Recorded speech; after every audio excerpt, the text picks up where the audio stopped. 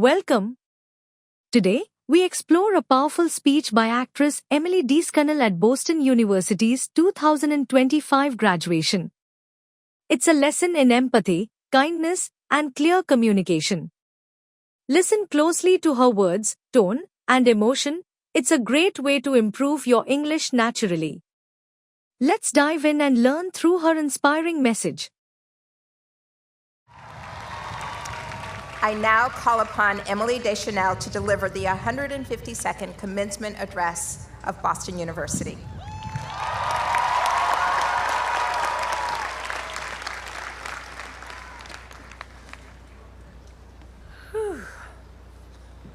Thank you, President Gilliam. I sound amazing when you talk about me. It is a privilege to be here with you today and to celebrate the Boston University class of 2025.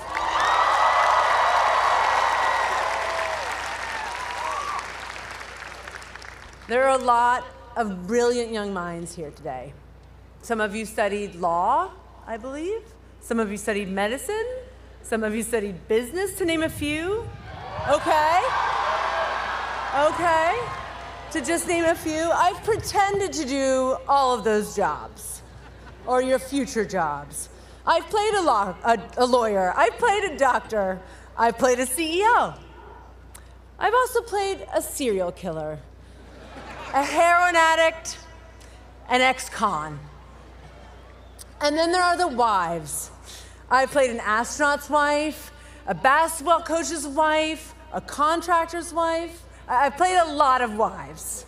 I've also played an ex-wife and a widow. What I'm saying is, I have range. But the one role I've never played is commencement speaker at my alma mater, the greatest school on God's green earth, Boston University. Go Terriers!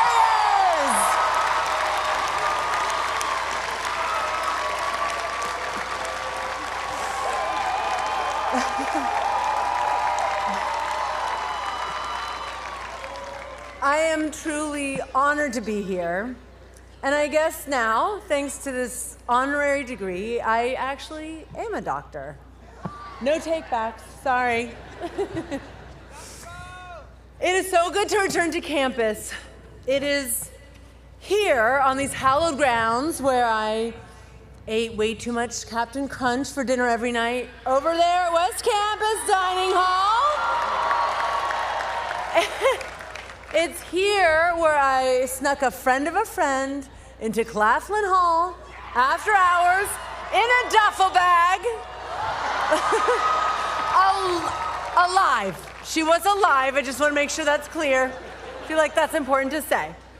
It's also here where many times I hung out with my friends at our favorite bar, which was really just an unlicensed speakeasy in some guy's apartment in Lower Alston on Hooker Street. It's here where I got used to saying Hooker Street without batting an eye. And now, here I am again, only this time with the terrifying expectation that I will have words of insight, experience, and inspiration to offer a stadium full of new graduates, and even more terrifying, the proud family members and loved ones who helped them get here. Now, despite this mind-blowing title bestowed upon me today, let's be clear, I am not a brilliant mind. I just play them on TV. You might call me smart presenting. So when I was invited to come here and address you, I found myself asking, what in the world can I contribute? What do I, who was once graded on how well I could act like a zoo animal, have to offer to graduates, go CFA, who are about to enter the world as reflective, resourceful individuals ready to lead in an interconnected world, according to BU's mission. After all, I am not a world-renowned dignitary a Nobel Prize-winning scientist, nor even a visionary CEO. I'm an actor. I just pretend for a living. But then I realized pretending is one word for what actors do, only one word. What we really do is try to understand people, to have empathy for them. We ask, what makes someone tick? What are they afraid of? What do they want? That's what I've spent my whole life trying to do, and I've come to believe it's one of the most powerful tools we have, not just as artists, but as people. Empathy. That is what I'm here to convey to you today. Now, my junior year at BU, I was cast as Irina in Anton Chekhov's play, Three Sisters. You know it. Over there knows it. She was an ingenue with big dreams of going back to Moscow. She's the lead part. She's one of the three sisters. She was an easy character to relate to as an actor and for an audience to root for. In the play, Irina has to deal with her bossy sister-in-law, Natasha, who moves in after marrying Irina's brother and then proceeds to take over the household. Natasha even kicks out the woman who raised the three sisters and Irina out of her own room. In a nutshell, total evil stepsister vibes. Flash forward a few years after graduation, I'm in LA, and I'm cast again in the same play, but this time as Natasha, the evil sister-in-law. 3 years later, and I had already aged out of ingenue roles. So no longer was I Team Irina, I had to be Team Natasha now. Back at BU, I'd been taught that when you portray a character, you have to step into their shoes, or in the Zoo Animal Project, their hooves. So suddenly I was forced to understand this Chekhovian Karen. This was a challenge. I had learned to hate Natasha in college while playing Irina. It was very difficult to be empathic toward this character. I was struggling in rehearsals. It took me a while, but eventually I started to realize Natasha wasn't a villain at all. She was misunderstood. From her perspective, Irina and her sisters were cold and unwelcoming and privileged. Through empathy, I gained a new understanding. Both characters were complicated, vulnerable, fallible human beings. And Natasha, she became one of my favorite roles I've ever played. Empathy is essential, not just for characters in a play, but for each other. Empathy makes people feel seen, heard, and known. It creates an environment of respect and care. I remember so clearly a time in my professional life where someone else's empathy made all the difference. It was the first season on the TV show Bones.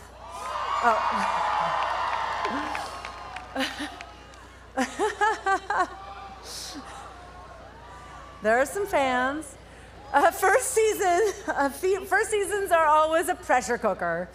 Writers are discovering the voice of the show, the studio's discovering if they've wasted their money, and the hours are usually crazy. I was in my late 20s, and this was my first lead role on TV. A huge, huge step for me. Now, I was trying to be a good actor while consistently working 14 to 16-hour days and then staying up late into the night memorizing terms like epiphyseal fusion, zygomatic arch, and mass spectrometer. Shout out to forensic anthropology grads out there. You know what I'm talking about. The stress was overwhelming. One day, my boss, Hart Hansen, the showrunner, knocked on my trailer door, which was unusual. Perhaps he wanted to pay me a compliment for what a good job I was doing? He did not. He sat me down and told me the studio had concerns about my work. Concerns? I was crushed. I'd been giving the show my best, but it still wasn't good enough. The studio said that I was late and unprepared. I'm jealous of all you guys with the hats on right now. Sure, I wanted to explain that the multi-car pileup was the reason I was late the other day, or that I hadn't been sleeping at all, that stress had made it hard to retain the lines I knew so well the day before, but it didn't matter, because in my business, if you're not performing, you're not performing.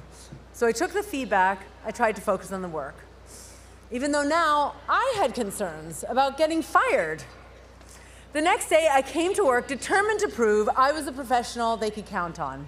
I walked onto the sound stage, only to be met with the one thing more terrifying than getting fired, a surprise birthday celebration. It was my birthday after all. And standing around the cake, singing, were the presidents of the studio and the network. Sure, they were all there to celebrate my birthday, a nice gesture, but all I could see were the very people who were judging me and thinking I couldn't do my job. So I did what any professional actor trying to redeem themselves would do. I burst into tears and I ran off the set. Now I was definitely getting fired. Instead, Hart, my boss, stepped in. He told everyone to take a break, and he went to find me, huddled, nobly, in a weepy ball in my trailer. He assured me that I hadn't blown up my career. Despite the fact that Hart was under crazy pressure himself, pulling his own late nights, dealing with his own criticism from the network and studio, he took time he didn't have to problem solve with me and help me find a better process. This may not sound revelatory for him to show compassion, but our business is filled with bombastic personalities, narcissists. Hart wasn't like that. Then again, Hart is Canadian. Weeks later, he knocked on my door, but this time, it was good news. We'd been picked up for 9 more episodes. Hart had shown me empathy, and in doing so, he created an environment where I could actually succeed. Not just for 9 more episodes, but for 233 more.